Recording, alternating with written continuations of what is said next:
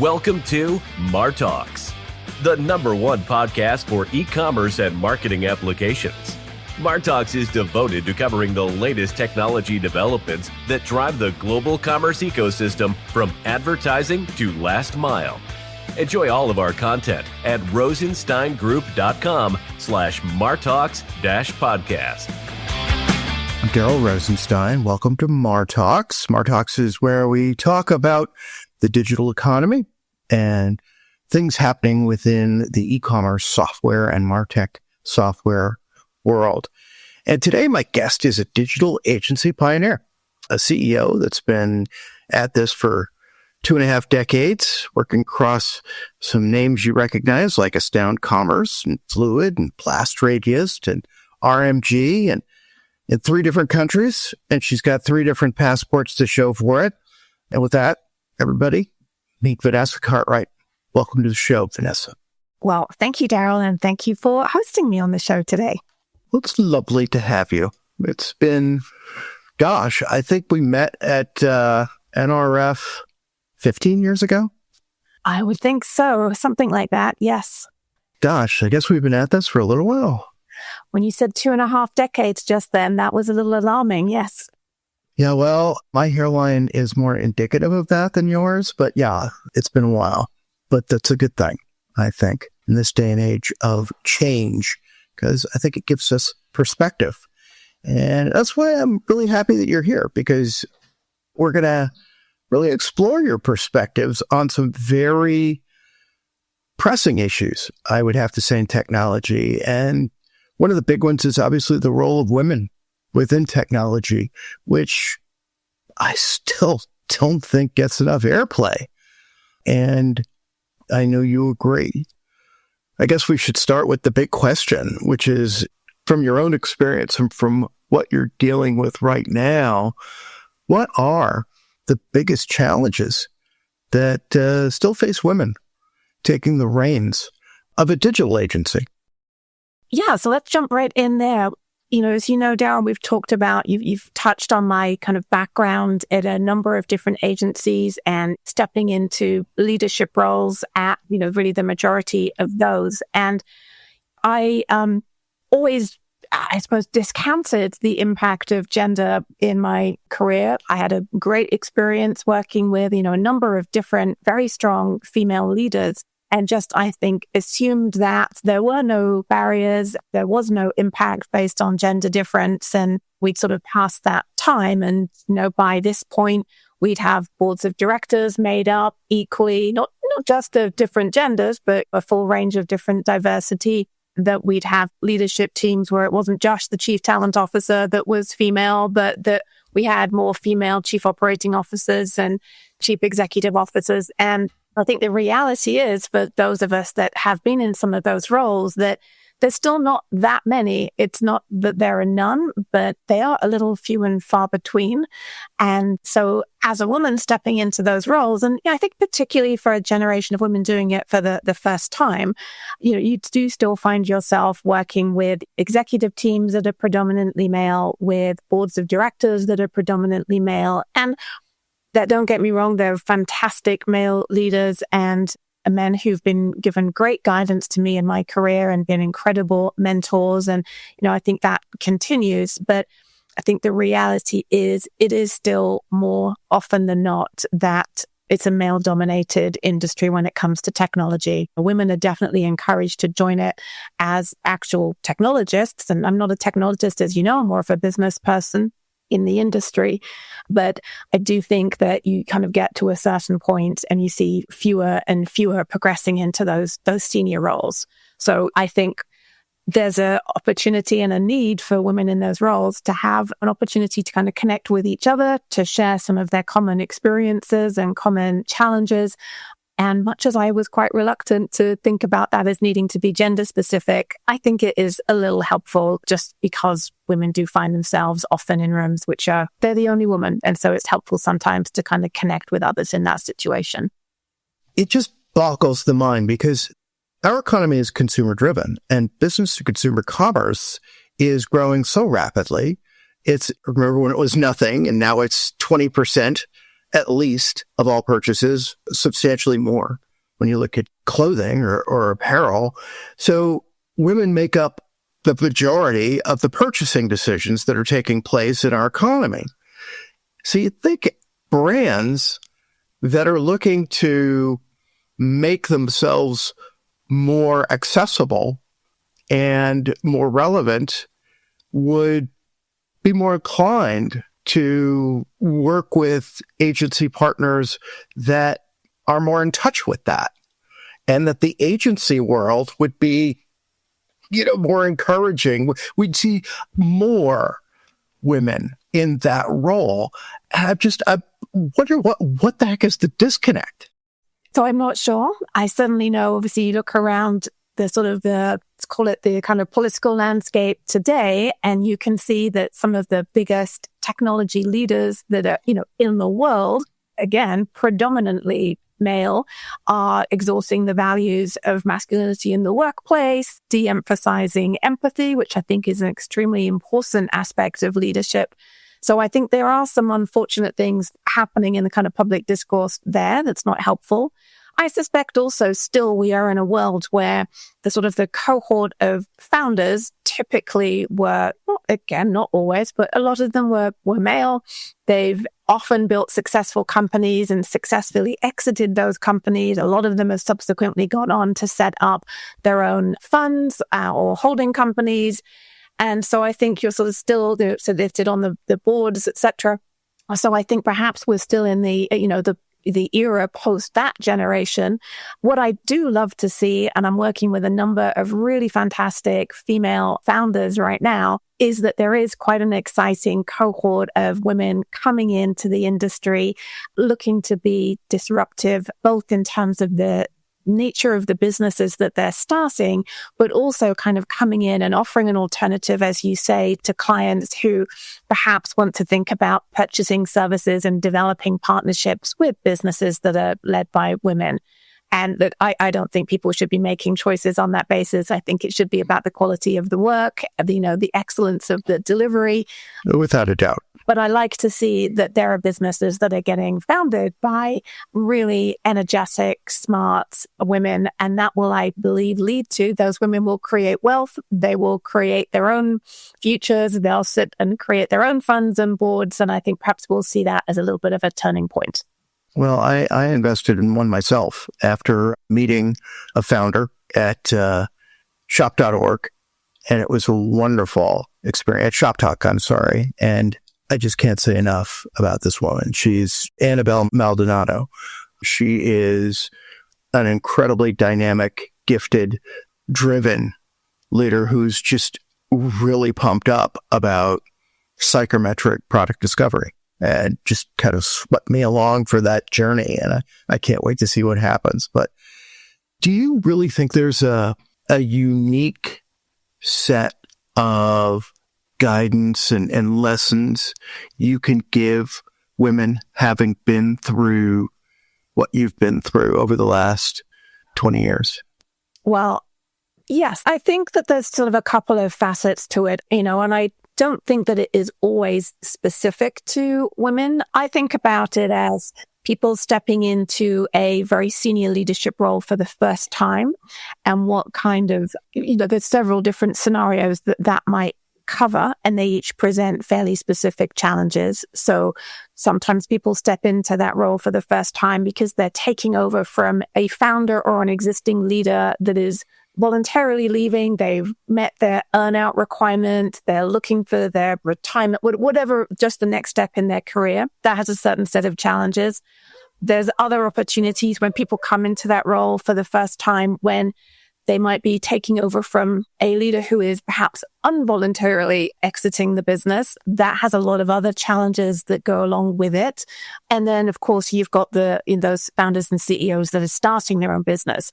So I think there's some commonality around going into the role for the first time that I'm very interested in, because nobody really gives you much of a guidebook, right? You're probably going to be figuring it out along the way and dealing with the challenges that come with taking over an established culture, taking over from a founder who may be very charismatic and has a lot of loyalty amongst their team.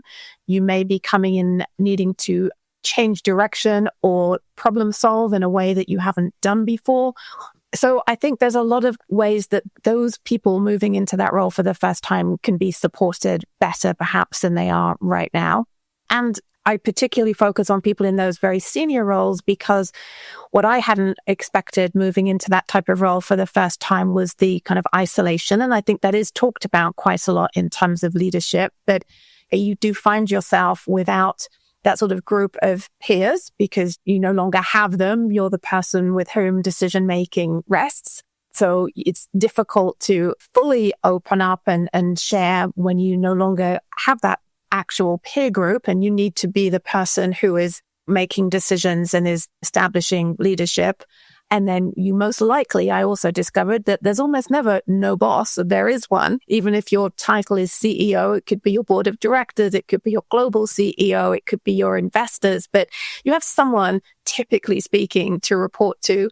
And you need to present calmness, that you're in command of what you're doing. So you don't necessarily want to share vulnerability upwards as much as you don't want to share it, effectively downwards. So I think there's some real issues around that. And we're all in quite competitive businesses. And so I think creating safe spaces for people to build relationships where you kind of take the competitive nature kind of off the table and let people sort of share. I think that's a pretty sizable challenge that people don't always anticipate with taking on the role.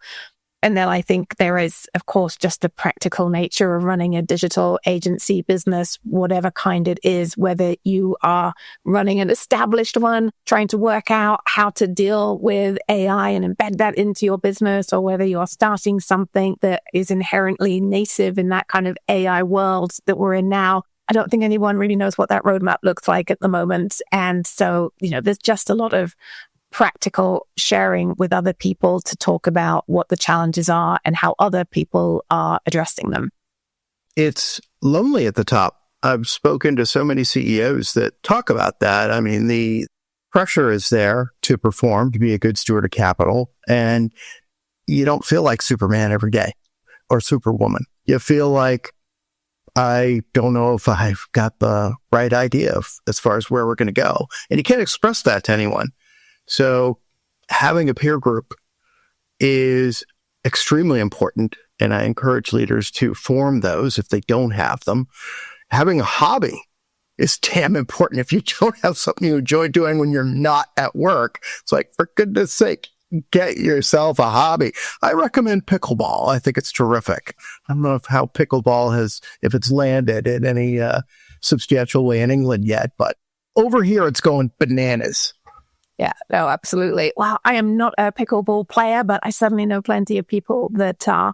I think you touched on something, Daryl, when you talked about how you don't necessarily feel like Superman every day or Superwoman every day. And I think establishing your own style of leadership is something that's incredibly important. And I don't think this is unique to women, but I think perhaps it's a little bit more relevant because many of the role models that we have of leadership are still male. And I think that tends to lead to a sense that there's a very particular kind of leader that you should emulate. Strong, decisive. There's a lot of, I've been in so many different rooms where either like military language is used or gambling language or fairly male baseball activities, many sports analogies that are typically, more male sports than otherwise, lots and lots of football metaphor. And then, of course, there's still the golf course, which surprises me, but is still very much the case. It doesn't seem to have found its female equivalent yet. So I think and I've heard some new female CEOs come to me and say, look, I've listened to a competitor who happens to be male doing a great interview, but they come across as so forceful and so X, Y, and Z. Is that how I should be? And it goes back a bit to my reference around the impact of empathy in the workplace. I think some of those other values, kindness, joy, gracefulness, those are important. It's not whilst we're in a competitive situation, we're trying to win business, we need to deliver results. There's hard, tangible objectives that everyone is trying to meet. But you need to find your way of building rapport with your team, of building relationships with your clients. And it doesn't have to fit a particular mold that you've seen with somebody else. So I think that's another reason why I like to lead the networking group that I've set up specifically for first-time female digital CEOs and managing directors, is so that it just gives people a space to talk about what values do they have, what do they see as their sort of model for leadership, and to sort of question some of the maybe more traditional norms in that area. Well, you bring up a great point that there's not an organization that's really dedicated itself to that. So kudos to you for actually founding one. And we will, at the end of this, make sure that we give everyone how to get a hold of you so that they can join and benefit from that, which is wonderful. But you've made an interesting shift since you've left the agency world. And, I was actually just reading this morning in the information that we're about to see a wave of mergers within the AI ecosystem. But you've been very involved in acquisitions and mergers of digital agencies and working with private equity firms and venture firms that are in the midst of doing that and building combined offerings and combined service teams. One of the issues that we discussed is executive replaceability. The fact that a lot of these agencies, they're founded by an individual who's extremely charismatic, who brings in most of the clients, who builds the practice, and then they want to leave. They want to sell. And investors are notably apprehensive about making that acquisition, because what happens when the person who brought in all of the business and directed all the delivery hits the road? Is this worth anything? Are these people going to stick together? Are they going to be able to execute? Is this practice worth as much as it's generating today? So one of the things you've done is you help prepare founders for successful exits. And obviously not every company is ready for that. What are the big tells that you've found when a company isn't ready for a liquidity event? I just presented the findings of it. I call it a transaction readiness audit with a sort of decision-making framework component. And I just presented the kind of final deliverable of one of those exercises to a founder/CEO and her executive chairman. And the things that I look at, of course, financials, client portfolio, if it's a product business, what is their product roadmap and what is their process for managing it? If it's a services business, what services drive recurring revenue? And then look at, of course, a sort of a general risk assessment in terms of the marketplace and the competitive landscape. What I have often found is there can be things in the financials. Typically, people aren't going to ask for that kind of assessment if they don't feel they've reached a certain level of a certain size and a certain level of profitability. They often, though, don't necessarily understand their profitability fully. So they may not have mapped out and done the analysis to understand profitability by different service line or product type, by client or by client tier. They may not have a pipeline that is well enough managed to be able to provide both sort of retrospective reliability. Can they prove that they have been able to manage their pipeline to their targets and that their forecast is accurately managed? And are they able to look forward and have a reliable forecast? So helping people. And again, it's often not that they don't know or even have the systems in place to collect that data, but they may not have the maturity or the kind of rigorous process in place to make sure that they really are accurately capturing probabilities and accurate close dates, etc. So that's one piece of it. I think client concentration is another significant part, as is, and I think typically that is looked at. An area I think is maybe not fully assessed as well as it could be is client growth potential, whether people and businesses have in place a kind of really systematic framework for driving growth of their existing clients. And also I look at not just client satisfaction. Most people will look at client satisfaction and be like, yeah, I think my clients are perfectly happy. I don't really hear. We're not losing very many clients, but actual client advocacy and activating that advocacy, I think, is something that can be a bit underrated and often can need a little bit of work to put in place fully to make you really ready for a transaction. And then, of course, you referenced the founder risk. That was quite interesting in the assessment I'm just talking about, where fantastic founder, really, really capable, actually a fantastic woman who built up an agency business and then managed to morph it into a very successful software business. However, she did really the majority of thought leadership, the majority of client relationship management, the majority of business development, and also managed the product roadmap as the final decision maker. So really overarching all of the recommendations that I made was around scalability. She may well want to stay with the business subsequently, which is fantastic, but for the business to demonstrate to potential investors or acquirers that it has the business that can scale with or without the founder in place, she absolutely needed to build out another layer of executive team, which isn't about hiring lots of people, but making sure that whether it's with her existing team or bringing on a couple of key hires, that she was not the single person responsible for all of the growth drivers in the business. It fascinates me that companies at the exit stage of their existence, be they SaaS or agencies, still have issues with those fundamentals around reporting and pipeline management, top of funnel, and business cases from successful client engagements and growing clients.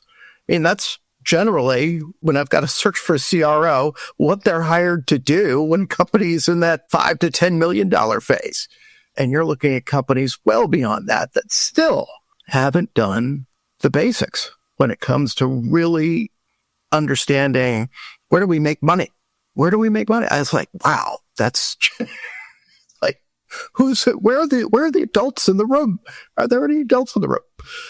Yeah, that's right. Putting in place those processes, I think obviously often businesses are founded by people who are great practitioners, whether it's from the technology side or the creative side. And so they start because they're talented, they bring people with them, they win business, and then they get busy winning more business, and then they have to hire people to do more of that. And I think sometimes by the time they reach a certain size and are thinking about whether it's an exit or just like the evolution of their business, they realize that they've got to a certain point, that they've got some kind of natural inhibitors in place because they haven't been able to take the time.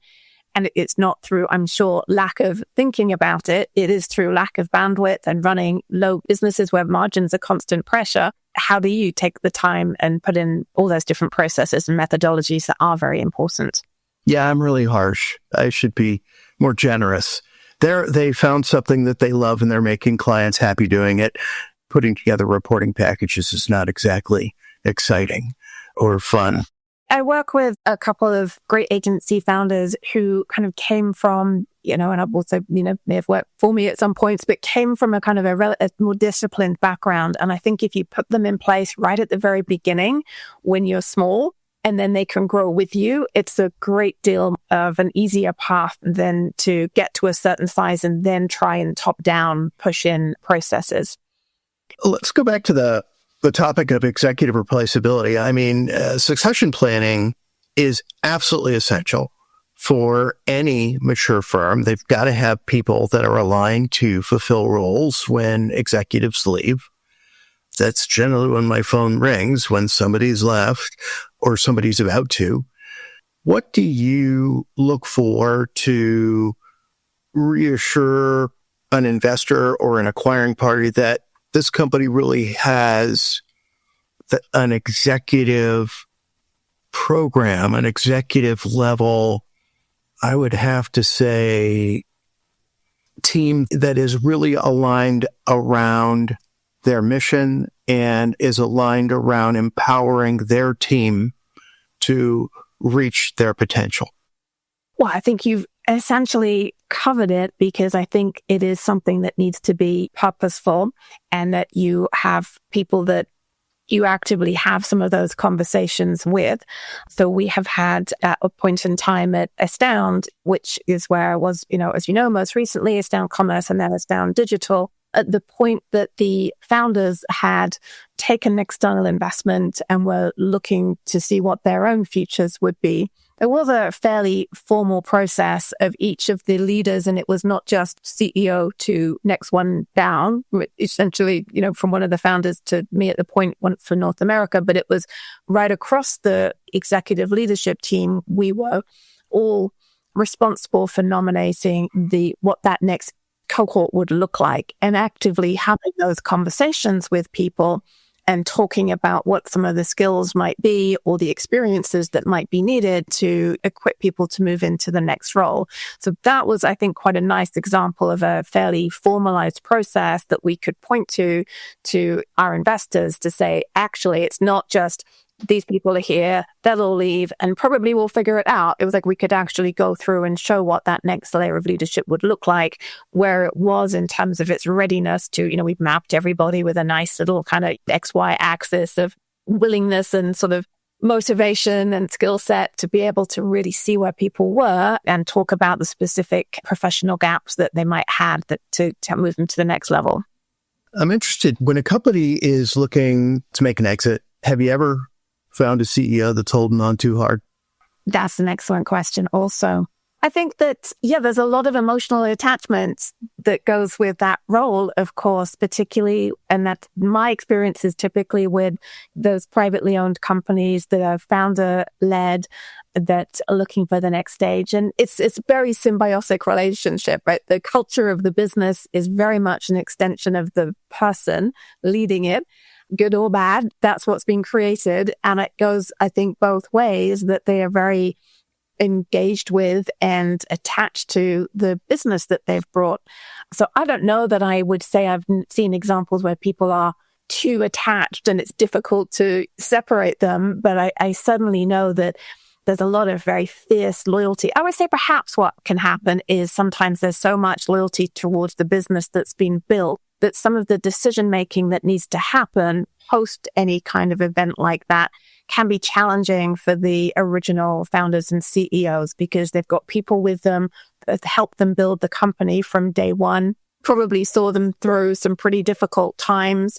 They've built a company based on the structure that they wanted, the way that they wanted the work to be done. So I think, and often the acquirers or investors may have a different perspective on some of that. And it can be hard, I think, to give up that control or to make the decisions that are needed. So I don't know that it's about them hanging on too much as about, are they able to, do they want to kind of adjust to be able to take the business where it needs to go for its next stage? Well, what are the big events that sets up an agency for an acquisition is formally productizing their offerings? And you've been involved in quite a few of those. Curious as to, have you come across, what are the recurring challenges, I should say, of agencies productizing their offerings?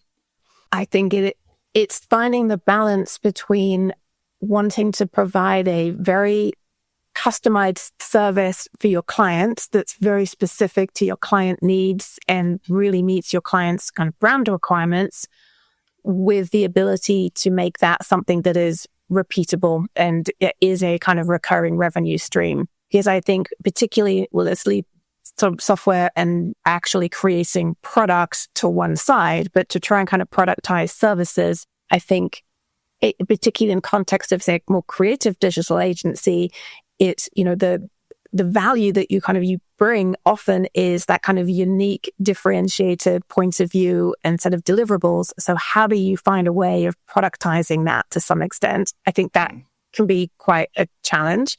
I think it goes back a little bit to understanding your client portfolio and understanding how to right size what you do to the different sort of tiers of your clients, so that you know that if it's what's the potential of your different client tiers and how do you apply what you do differently to them in the context of e-commerce and sort of the digital landscape that you and I have kind of had a lot of involvement in together. There is a lot of, we work with different e-commerce technology platforms. And I think the challenge there, and I think it's quite a pressing challenge at the moment in the industry is people have created very robust recurring revenue streams, managing clients on particular e-commerce platforms that are now haven't gone away, but there are many other very significant platforms in the marketplace right now that perhaps don't lend themselves quite as readily to for you to build that recurring revenue stream on. So I think that is something that agencies right now, and I'm going to be specific about that. I mean, I think a lot of current businesses have built very sustainable revenue streams, managing and supporting and servicing Salesforce Commerce Cloud, previously Demandware. But you have now in the marketplace Shopify, which is going great guns in the enterprise space and, obviously putting out fantastic results and winning incredible business. But I think one of the challenges that agencies are kind of working through right now is how do they replace the revenue that they would get from Salesforce Commerce Cloud? What's the equivalent type of revenue that they can create with Shopify, which is a platform that potentially doesn't require the same level of ongoing maintenance. So then you have to think about, how do I build on different innovation streams or add in different services and offerings to supplement that?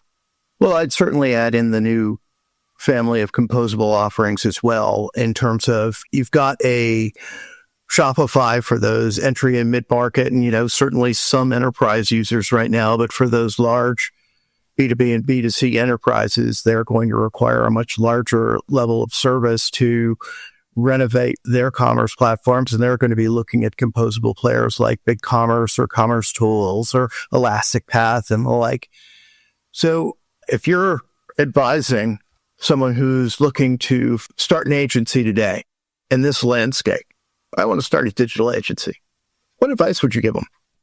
I think there's no question that you're going to have to found it on AI and what that can do.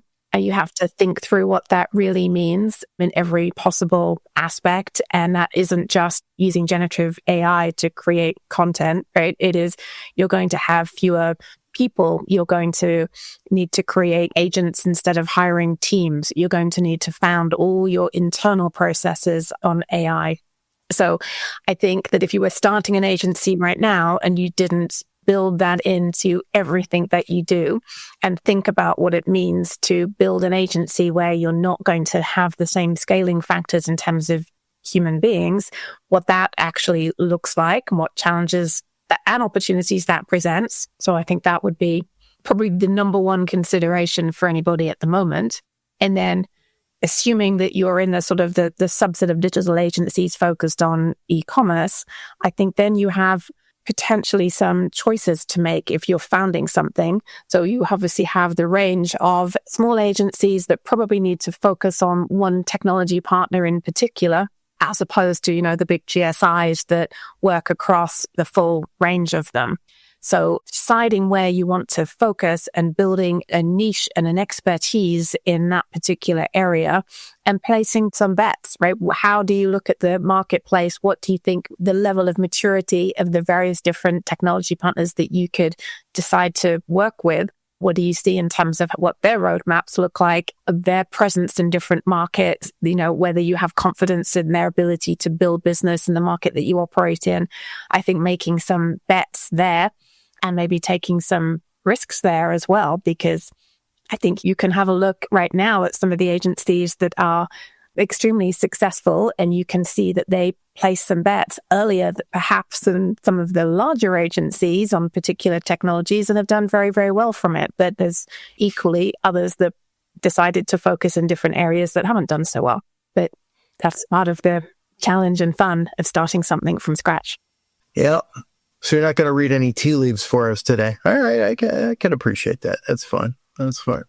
Well, if I'm a founder of an agency that is looking for an exit, what would be the top 3 pieces of advice that you'd give me?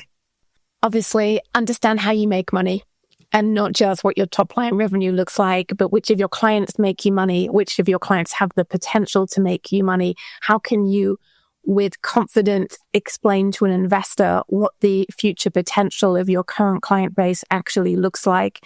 I've spoken to, several private equity firms recently, and that's one of the things they still struggle with is They can look at what it looks like right now. They can understand the strength of the client relationship, but it's challenging to necessarily know or have at least a reliable forecast of how those clients are going to develop. So the more that you can do to be sure about that, which is some fundamentals, right? Talking to clients, understanding where your clients' businesses are, understanding how much money your client might expect to continue to spend with you. What are they spending elsewhere?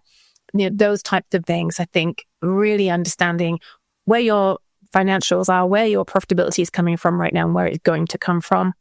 I would say that was clearly the most important thing. Being able to, you talked about productizing services, be clear about your kind of recurring revenue, how much revenue you can expect and how much new business you need to generate, and understand the math of that, right? People coming in, they're very data focused. You can tell a lovely story and show fantastic work, but really being able to prove out that you understand the data behind it and you understand what that means, therefore, for the future's potential and scalability. And then I think we talked quite a bit about founder risk. So being clear about, and I think for founders, like probably it's as much about like risk and kind of mitigating risk as kind of digging deep to understand what you want as a founder. Are you looking to grow the business, and are you looking for whether it is pure kind of dollar investment or a more strategic acquirer, but do you have ambitions for the business that you can see solutions to? Do you want to, like we did with Fluid and Astound Commerce, do you want to merge with somebody that will provide complementary services to yours, and what is going to be some of the challenges with that you can prepare for? Or are you looking to move on from the business, and how do you prepare? But I think one of the things I do with founders in the exercise that we've talked about is that let's talk about founder goals as well. Do you have a number in mind? Do you have a time frame in mind? Do you want to keep working? In what way do you want to keep working? What kind of culture will suit you best? What do you want for your team and your people? So I think digging into some of those questions is important as well. Well, that was wonderful. That was great. Let's get to know a little bit more about you, since you're our guest today. What was it that initially got you into drew you, I should say, into the digital agency world? I had worked at a direct marketing agency in the UK. I moved to Canada. I joined a privately owned, very similar company. We were acquired by J. Walter Thompson, part of WPP, and we were kind of put into a network of agencies that they were also acquiring at the same time, many of whom were digital media specialists, were more implementation specialists. And I was fortunate enough to lead a pitch for a big piece of US government work and needed to figure out which of all those different agencies did I need to bring to the table to go in and win this pitch with JWT. They managed the advertising piece. I managed all of the rest of it. So that was my first real introduction into, all right, I have to work out what it means to be digital. What are all the different facets of that? How do they all work together? And how do we successfully present that to a client? I subsequently took over as managing director for that business, leading the business in Canada. And there were essentially two primary objectives that our global CEO gave me. One was, don't lose HSBC. We had the main HSBC global business, and they're like, whatever you do, don't let anything bad happen in Canada, because we absolutely cannot lose HSBC, and nothing did. So that was good. And he also said, transition the business to a digital business. You've got 6 months to a year to do it. So that's a long-winded way of explaining, but that's really how I got into digital agency business. Was I had to figure it out right at the cusp of when digital agencies weren't necessarily even called digital agencies. There weren't very many to look at to understand how they were structured. I had to work out, all right, what does user experience mean? What is a digital project manager? What is a solution architect? So I had to work it all out. So I did that. I successfully got that business to the point where it was 70 or 80% revenue coming from digital work, which was the point at which I moved across to Blast Radius, who were founded in the world of digital, so that I could learn from one of the world's leaders in that category. So that's how it all started.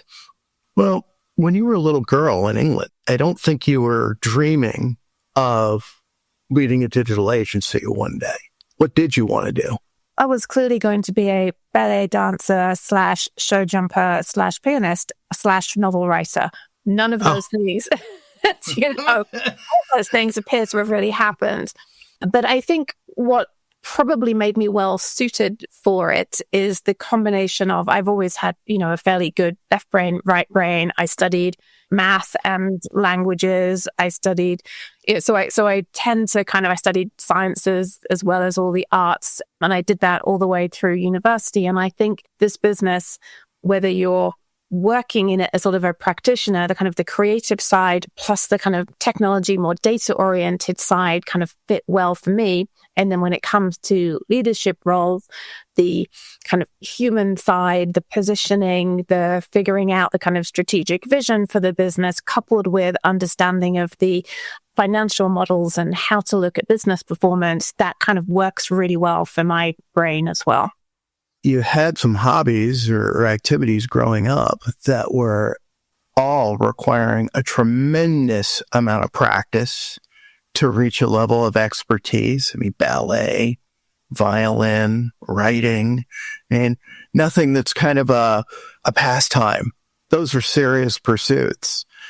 And you must have devoted a lot of time to each of them and recognized how much was required to get to the very top.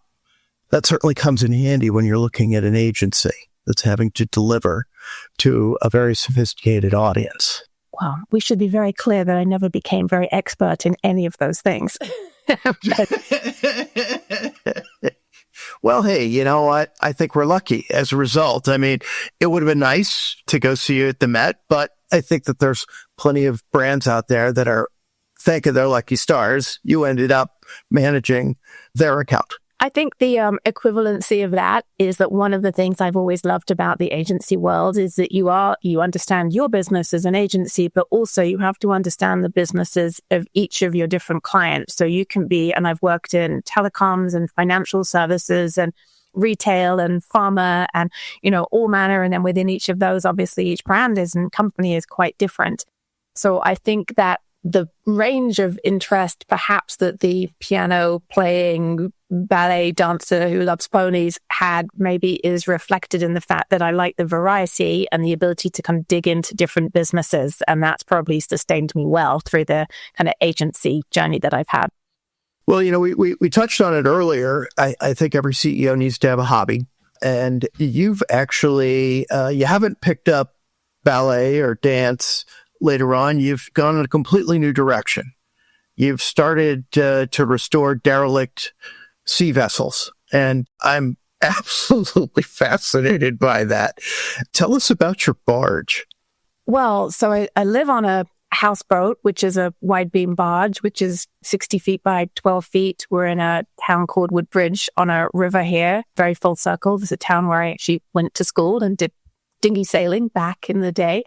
So it was not derelict exactly, but was an empty sort of steel shell. And during COVID, I had the idea that it would be a great project to take on and to fit out the barge. And so managing that kind of remotely. So I can't claim to have done very much actual carpentry for this boat, but I did oversee a fairly extensive project to get it to the point that it is now, which is quite lovely.